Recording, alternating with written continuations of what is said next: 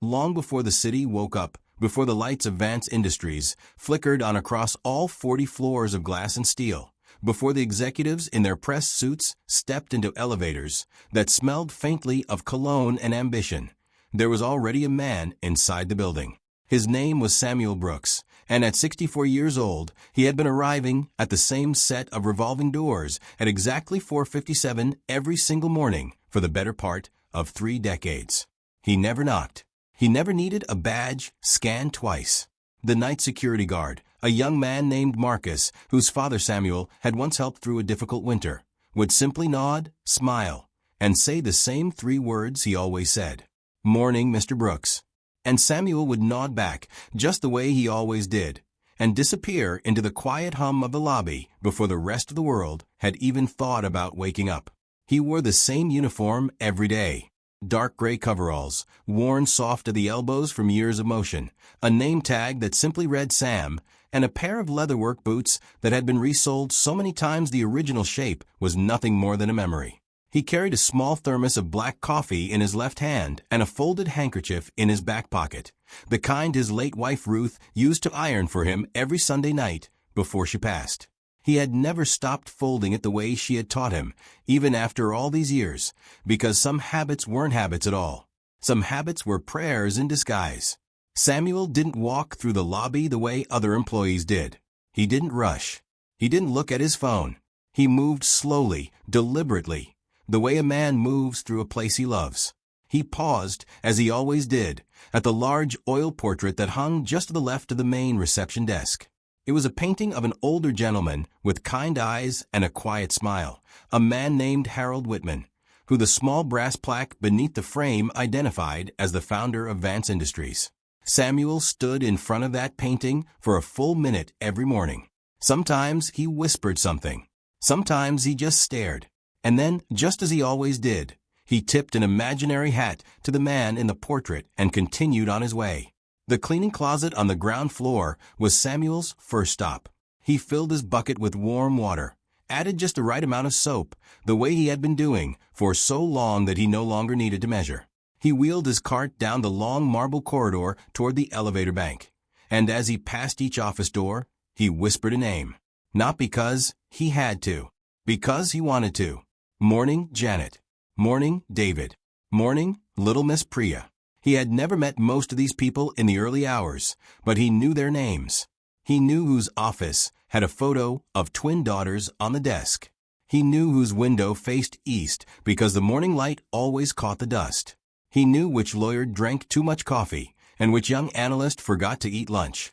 He knew them all, and not one of them knew him beyond the name stitched onto his chest. By 5:30, Samuel was on the 7th floor, gently wiping down the glass walls of the conference rooms. By 6:15, he was in the executive lounge on the 22nd, polishing the long oak table where deals were closed and futures were decided. He never sat in the chairs. Not once. Not in 30 years. He had a reverence for spaces that belonged to other people, even when, deep down, he knew the truth of who they really belonged to. There was one floor, however, that Samuel never cleaned. The 40th. The top floor. The floor where the new CEO had recently taken up residence behind a pair of frosted glass doors that nobody opened without an appointment. The 40th floor had its own cleaning crew, a private team hired 6 months ago by the new chief executive himself, because, as he had told the building manager during his first week, "I don't want strangers wandering around my office." Samuel had heard about the comment from the building manager, an older woman named Carla, who had worked at Vance Industries almost as long as Samuel had. She had told him with tears in her eyes, apologizing as if she herself had said the words. And Samuel had simply smiled at her, patted her hand, and said, "Don't worry about it, Carla. The Lord puts every man on the floor he belongs on." Carla had thought he meant himself. She had thought he was making peace with being kept downstairs, away from the carpeted halls of the powerful. She didn't know what Samuel actually meant.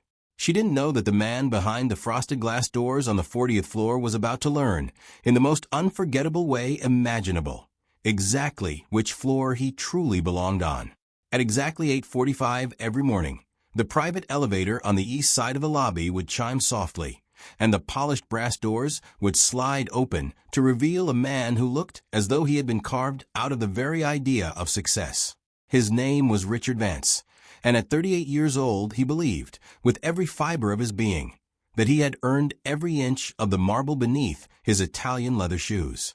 He wore tailored navy suits that cost more than most of his employees made in a month, and he carried himself with the kind of practiced confidence that only comes from people who have never been told no by anyone who mattered. He had taken over as Chief Executive Officer of Vance Industries 8 months ago, after the previous chairman, a quiet old gentleman named Harold Whitman, had stepped down for what the press release had described as personal health considerations. Richard had read that press release twice, smiled to himself, and immediately ordered the company website to be redesigned without Harold's photograph on the founder's page. Richard had not founded Vance Industries. He had not built it. He had not bled for it through 3 recessions and a global financial collapse the way the original team had. But he carried the name, and that, in his mind, was enough. He was the great-nephew of one of the early investors, a distant relative who had inherited a small percentage of voting shares and had spent the last 15 years aggressively positioning himself, through favors and quiet promises, to be named the next chief executive. When the board had finally voted him in, by the slimmest of margins, Richard had thrown himself a private celebration dinner at a rooftop restaurant in the financial district and toasted, loudly, to the end of the dinosaurs. Several of the older executives had heard about the toast the next morning. None of them had laughed. In his first week as CEO, Richard fired 3 employees. The first was a graphic designer who had worked at the company for 11 years because, as Richard put it in the termination meeting, "Your aesthetic is dated." The second was a junior accountant whose accent, Richard claimed, made him difficult to understand on client calls. The third was a young woman from the marketing department named Elena Marquez, who had committed the unforgivable sin of correcting Richard during a presentation when he had cited a market figure that was 3 years out of date. Elena had been right. The figure was wrong. Richard had smiled at her across the conference table, thanked her for her passion, and had her badge deactivated before she made it back to her desk. Word traveled fast in a building like Vance Industries. By the end of Richard's second month, the entire company had learned a quiet, unspoken set of rules. Do not correct him. Do not interrupt him. Do not stand too close to the elevator he prefers. Do not, under any circumstances, mention the name Harold Whitman in his presence. And above all, do not be one of the invisible people, the cleaners, the security guards, the maintenance workers, the kitchen staff, because Richard Vance had a particular kind of contempt for the people who, in his words, lowered the visual tone of a professional environment. He had said those words out loud in an actual meeting to actual human beings, and not one person in that boardroom had told him he was wrong. Some had laughed, the nervous kind of laugh that people use when they are trying to survive. Some had looked at their notebooks and pretended to write something important. Only one person had not laughed, an older board member named Eleanor Hayes, who had been with the company since before Richard had learned to read. Eleanor had simply closed her folder, looked at Richard for a long moment, and said nothing.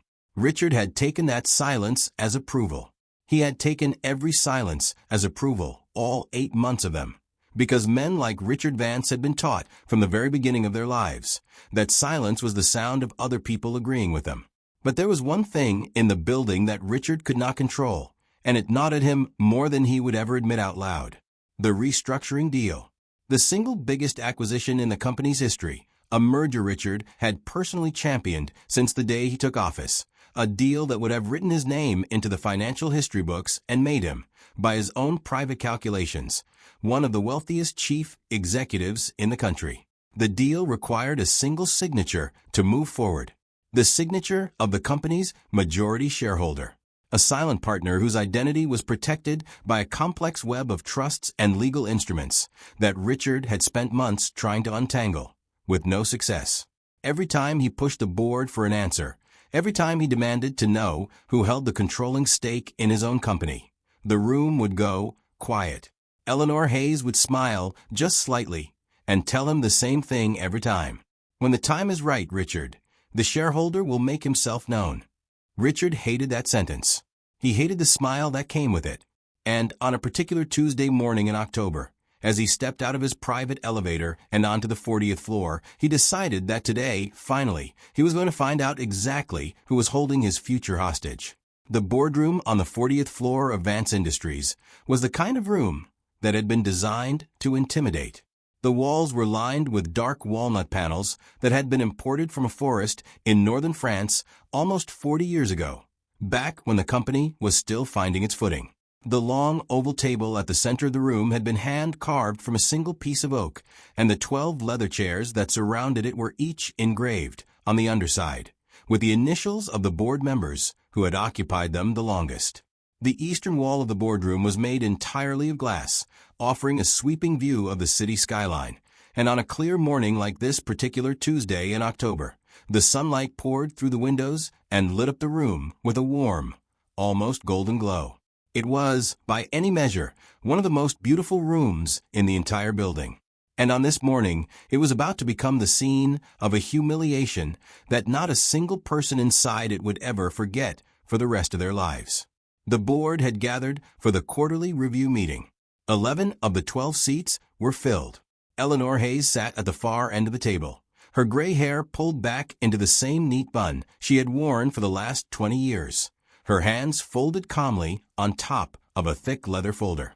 Beside her sat the chief financial officer, a quiet man named David Chun, who had been with the company for almost as long as Eleanor had. Across from them sat the legal counsel, a sharp-eyed woman named Patricia Wells, whose silence in meetings was usually more dangerous than anything she actually said out loud. And at the head of a table, in the chair that had once belonged to Harold Whitman himself, sat Richard Vance, sipping a fresh cup of espresso from a porcelain cup he had specifically ordered from Milan because, as he had once explained to a junior assistant, regular cups make the coffee taste cheap. The meeting had been underway for nearly 40 minutes when the side door of the boardroom opened, very quietly, and Samuel Brooks stepped inside. He was pushing his small cleaning cart in front of him, and he was carrying, in his right hand, a folded gray cloth. He had been emptying the trash bin in the corner of this particular boardroom every Tuesday morning at exactly the same time for the last 30 years. It was, in fact, the very first task Harold Whitman himself had asked him to take on, all those years ago, back when Samuel had first started showing up at the building before sunrise. Every member of the board, except for one, knew Samuel by sight. Most of them knew him by name. Eleanor Hayes looked up from her folder, gave him a small, warm smile, and went right back to listening to the financial report David Chun was delivering. Samuel nodded at her, walked quietly toward the corner, and began, with the kind of practiced gentleness only a man who has done something for 30 years can manage, to lift the small metal bin out of its wooden housing. Richard Vance stopped speaking. His espresso cup froze halfway between the saucer and his lips. He stared at Samuel for a long, deliberate moment, the kind of stare a man uses when he wants everyone in the room to notice that he is staring. Then, very slowly, he set his cup back down on the table, leaned back in Harold Whitman's old leather chair, and smiled the kind of smile that has never meant anything good in the entire history of the human face. "I'm sorry," Richard said, his voice slicing through the room like a blade through silk. "Am I interrupting your cleaning schedule? Should the board reschedule the quarterly review around your trash bin?" A few of the executives laughed, the nervous kind of laugh that people use when they are not sure whether laughing is safer than staying silent. Most of them looked down at the table. Eleanor Hayes did not laugh. She did not look down. She simply closed her folder slowly, the way she always did when she had made a decision about something. Samuel did not stop moving. He lifted the bin gently, the way he always did, and emptied it into the larger bag attached to the side of his cart. He did not look up. He did not respond. He simply worked. Richard Vance was not a man who tolerated being ignored. He stood up from his chair, walked slowly around the long oval table, and stopped directly in front of Samuel Brooks. He was a full head taller than the older man, and he made sure, in the way he positioned his body, that everyone in the room could see the difference. "Look at me when I'm talking to you," Richard said. Samuel looked up. His eyes were calm. There was no fear in them. There was no anger in them. There was something else entirely, something Richard did not recognize, because Richard had never in his life seen the eyes of a man who already knew how a story was going to end. Quick pause. If you're feeling this story the way I am, hit that like button. Subscribe to the channel if you haven't yet, and drop your city in the comments so I can see where you're watching from. How long have you worked in this building? Richard asked, the smile still playing at the corner of his mouth. A long time, sir, Samuel said quietly. A long time, Richard repeated, turning toward the table, playing to his audience now. And in all that long time, has nobody ever explained to you that the executive floor has its own cleaning crew? Has nobody ever taught you to read the signs by the elevator? He turned back to Samuel.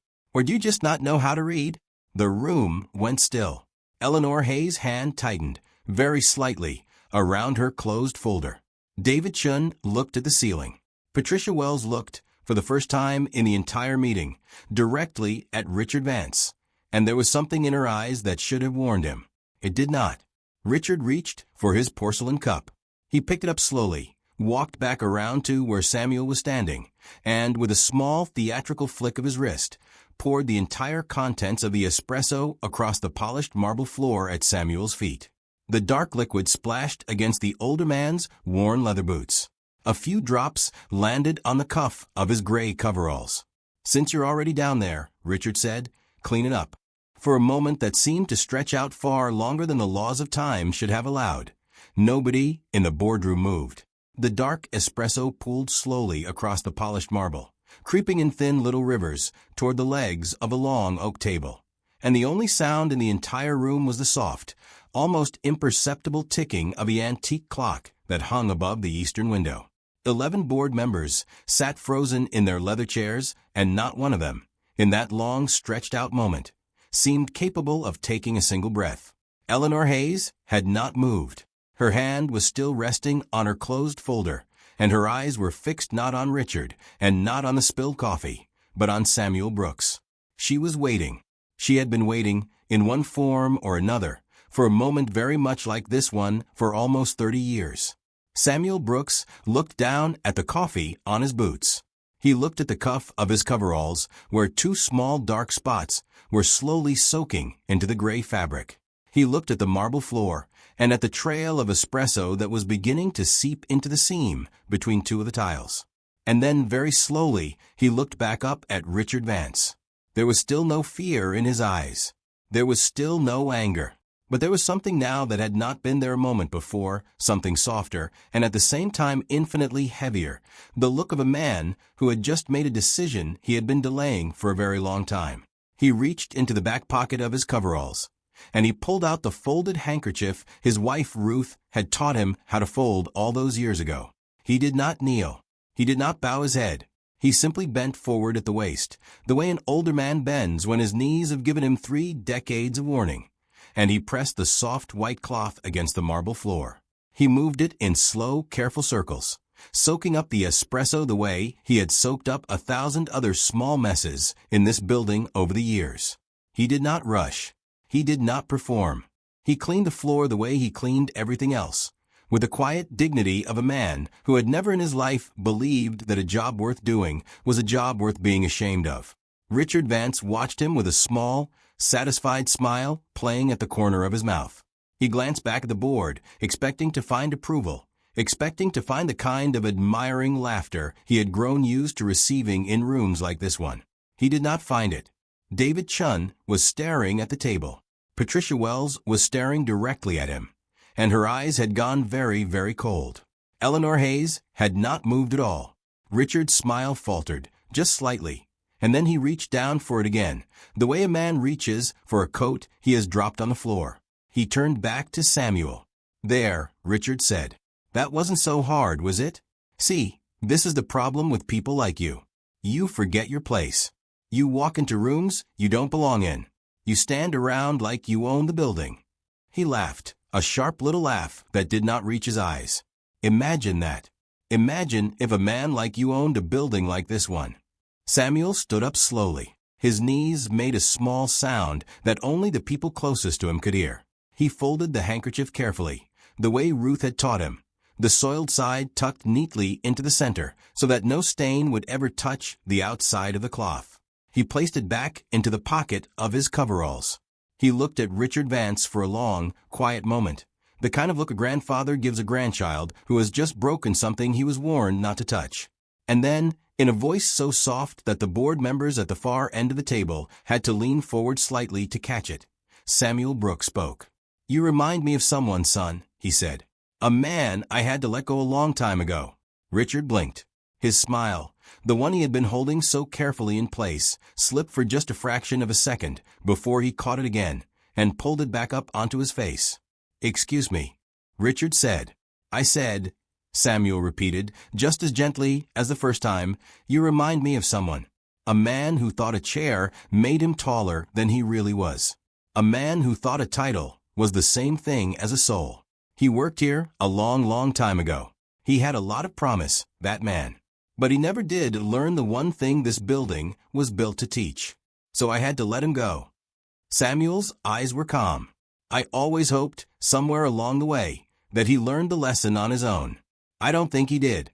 The boardroom was so quiet now that the ticking of the antique clock sounded like a hammer falling on stone. Richard Vance laughed. It was a short, sharp laugh, the kind of laugh that men use when they cannot think of anything else to do with their face. "Are you threatening me?" Richard asked, and there was something in his voice now that had not been there a moment before, the thinnest hairline crack of a thing he had spent his entire adult life pretending he did not feel. "No, sir," Samuel said quietly. "I don't threaten people. I never have. I just clean up after them." He nodded once at the room, the way a man nods when he is excusing himself from a conversation he no longer wishes to be a part of. He took hold of the handle of his small cleaning cart. He turned slowly, and he walked toward the side door of the boardroom. He did not look back. He did not hurry. He pushed the cart through the doorway, and the door swung shut behind him with the softest, gentlest little click that any door has ever made.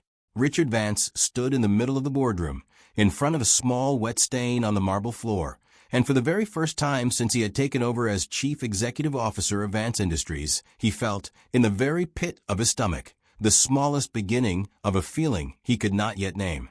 Eleanor Hayes, at the far end of a long oak table, finally opened her folder again. She turned to a fresh page.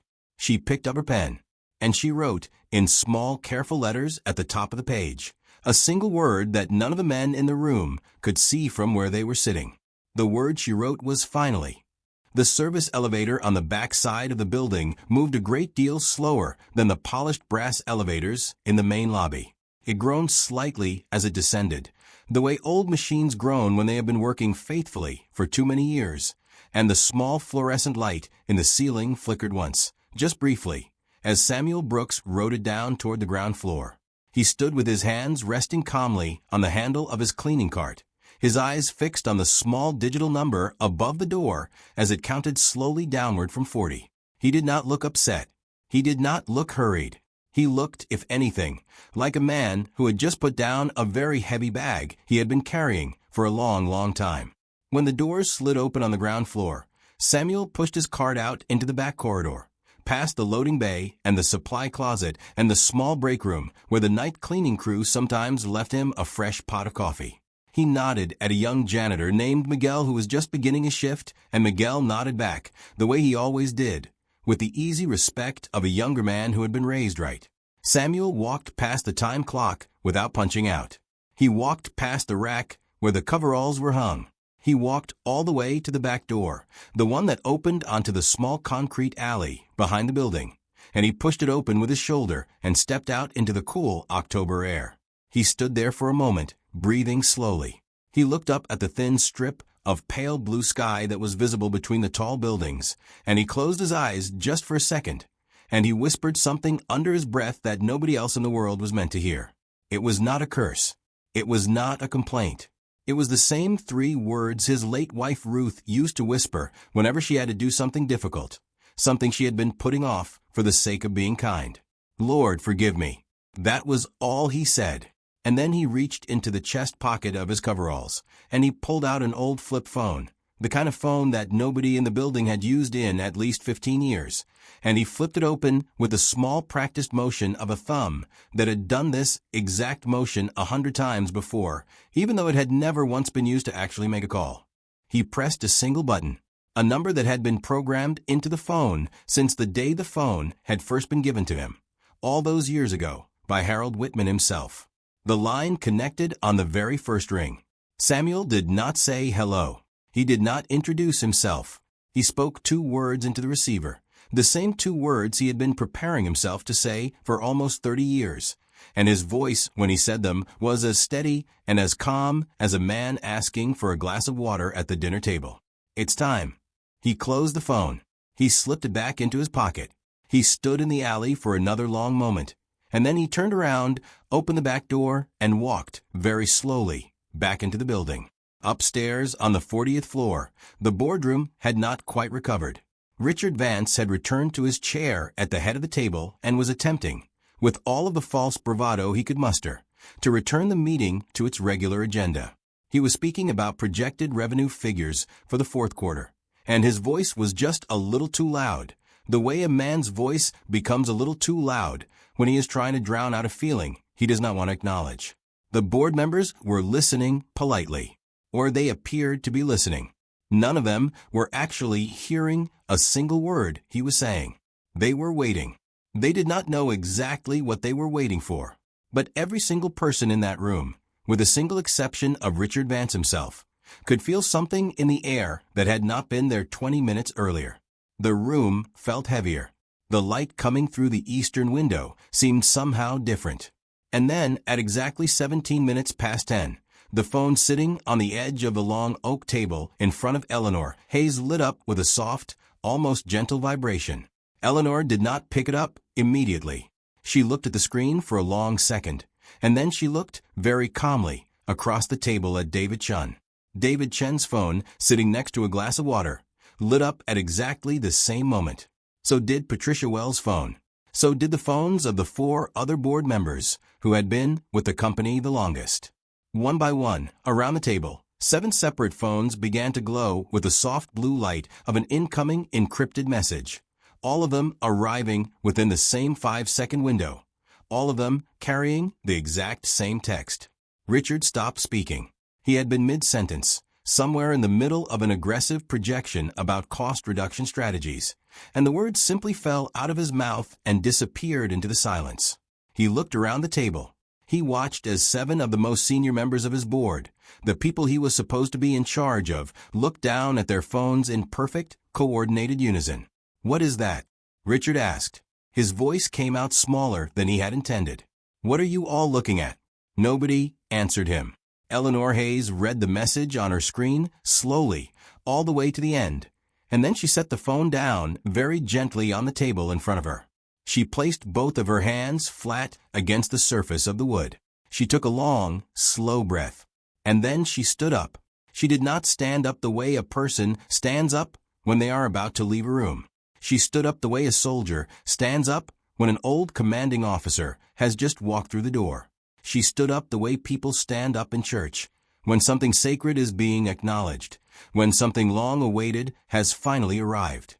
Across the table, David Chun stood up. Patricia Wells stood up.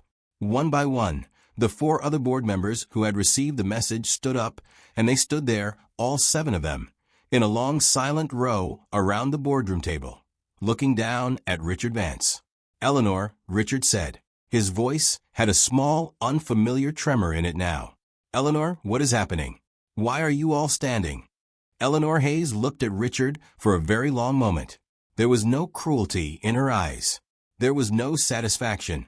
There was something almost gentle in the way she looked at him, the way a teacher looks at a student who has spent the entire semester ignoring every warning he was given. "Richard," she said softly, "I need you to sit down. There is something you need to understand." Richard did not sit down. He could not move. He could only stare across the long oak table at the 7 people standing in silence around him, and at the 8th chair at the far end of the room, which was still empty, but which, somehow, in the strange new gravity that had just entered the boardroom, did not feel empty at all.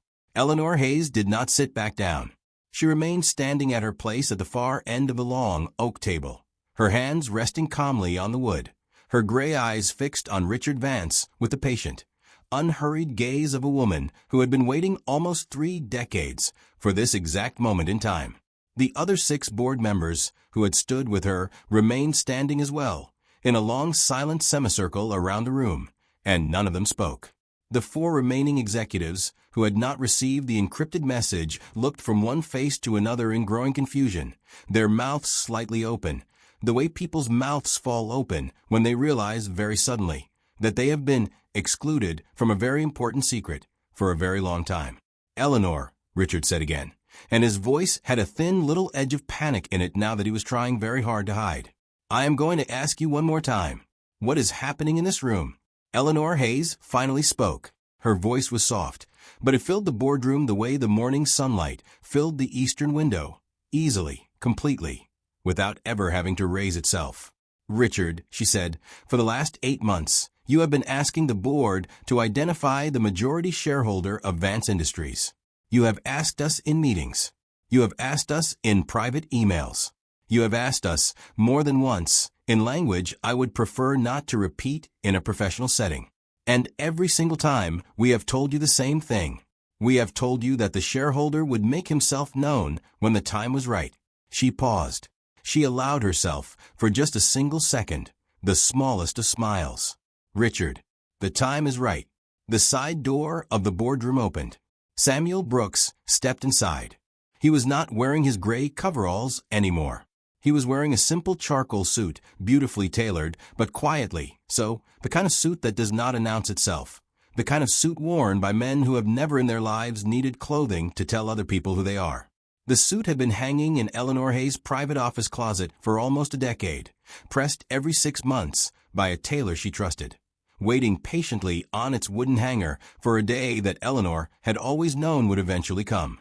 Samuel had changed in the small staff washroom on the ground floor, and he had walked back up to the 40th floor in the same service elevator he had ridden down in 20 minutes earlier. He was wearing his same worn leather work boots. He had not changed those. He never would. The boots were the only part of him that had ever truly belonged to him. And he was not going to pretend otherwise just because the room he was about to walk into was full of expensive furniture. He stepped into the boardroom and stood quietly just inside the doorway. He did not speak. He did not look at Richard. He simply waited. And one by one, the 4 remaining board members, the ones who had not received the encrypted message, the ones who had only just now begun to understand what was actually happening in the room, slowly rose to their feet. They stood up not because anyone had told them to. They stood up because the air in the room had told them to.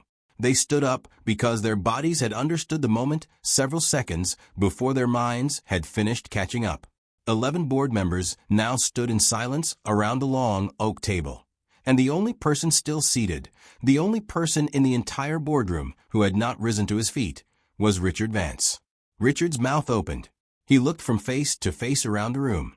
He looked at Samuel. He looked back at the empty chair at the head of the table, the one he had been sitting in for the last 8 months, and a small, terrible understanding began to form behind his eyes. Samuel Brooks walked, slowly, down the long side of the table. He did not hurry. He passed each board member, and to each one of them he gave a small nod, a small acknowledgement, the way an old friend nods to other old friends after a very long absence. He reached the head of the table. He did not sit in the chair Richard was sitting in. He pulled out the chair beside it. He sat down quietly, and he folded his hands on the wood in front of him, the same way he had folded them every morning of his life in his quiet little kitchen before he left for work. "Richard," Samuel said gently, "my name is Samuel J. Brooks. 41 years ago, a young man named Harold Whitman and I started a small part supply company out of a garage in the east side of the city. We had $370 between us and one borrowed truck. Harold wanted to put both of our names on the door. I told him no. I told him that one name on the door was easier to remember than 2. I told him that the world was not quite ready, in those days, for the kind of name I would have brought to that door." He paused. He looked at his folded hands. Harold understood. He always did. He put his name on the door, And I stayed where I have always wanted to stay. In the building. Among the people. Watching. Richard's lips moved. No sound came out. Harold passed away 9 months ago, Samuel continued, his voice as soft and as steady as it had always been. He left me a letter before he went. The letter told me that he had done everything in his power to protect the company we built together, but that he could feel the wolves circling, and he was no longer strong enough to keep them out. He asked me in that letter to please, finally, after all these years, step out of the shadows when the time was right. I told him I would. I have been watching Richard. I have been watching very carefully for the last 8 months. I watched you fire Elena Marquez for correcting a number you had read wrong.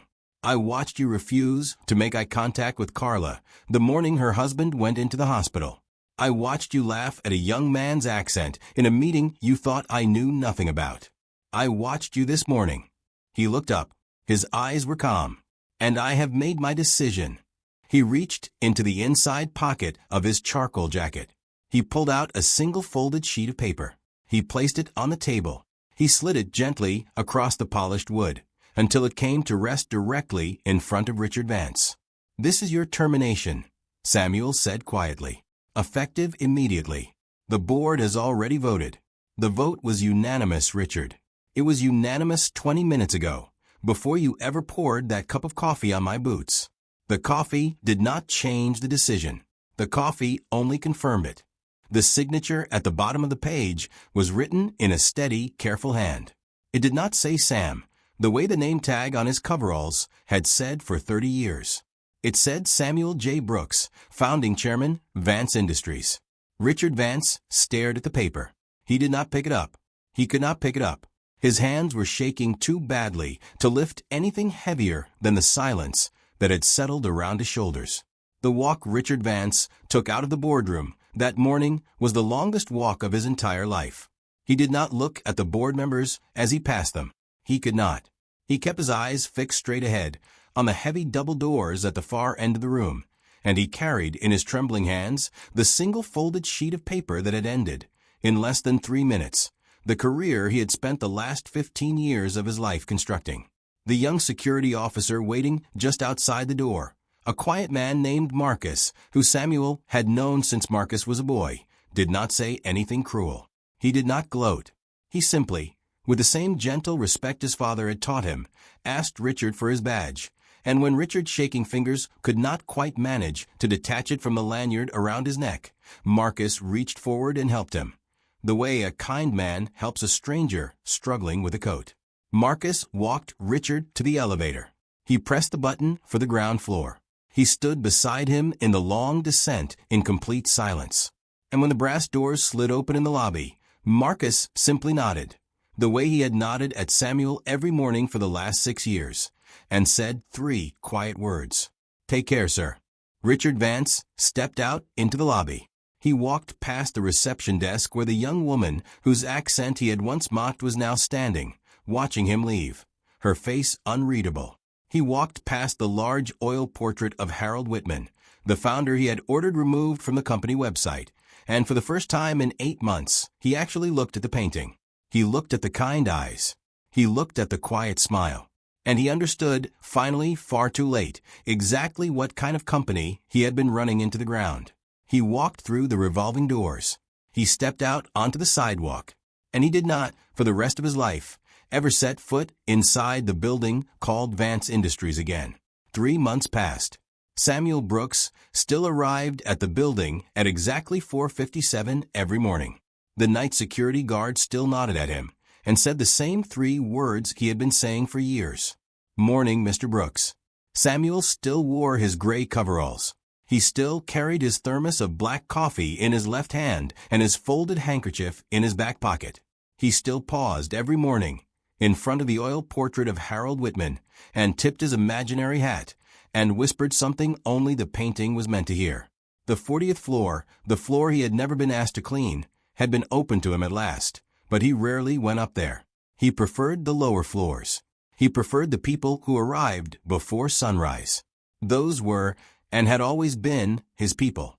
The new chief executive officer of Vance Industries was a woman named Elena Marquez. She had been rehired, with a personal phone call from Samuel himself, 2 days after Richard Vance had walked out of the building. She had cried on the phone. Samuel had cried with her. She had been promoted, 6 weeks later, to the office on the 40th floor, and the first decision she had made in that office had been to put Harold Whitman's photograph back on the founder's page of the company website, with one quiet addition beside it, a second photograph, this one of an older black man in a charcoal suit and a pair of worn leather work boots. Samuel had argued against it gently. Elena had told him, with the same firm respect with which she had once corrected Richard Vance in a meeting, that she was not asking his permission.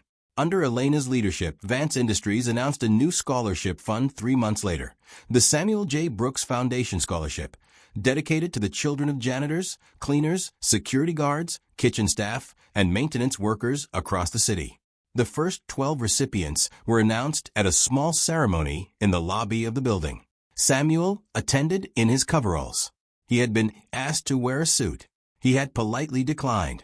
He sat in the front row beside Carla, the building manager, and Marcus, the security guard. And when the 12 young people walked across the small stage to receive their awards, Samuel applauded for each one of them with a slow, deliberate clap of a man who understood, better than anyone else in the room, exactly what it meant to be seen. Richard Vance, in the months that followed his departure, applied for executive positions at 17 different companies across the city. He made it to the final round of interviews at 6 of them. He was offered a job at none. Word travels fast in boardrooms, faster than any press release, faster than any quiet rumor.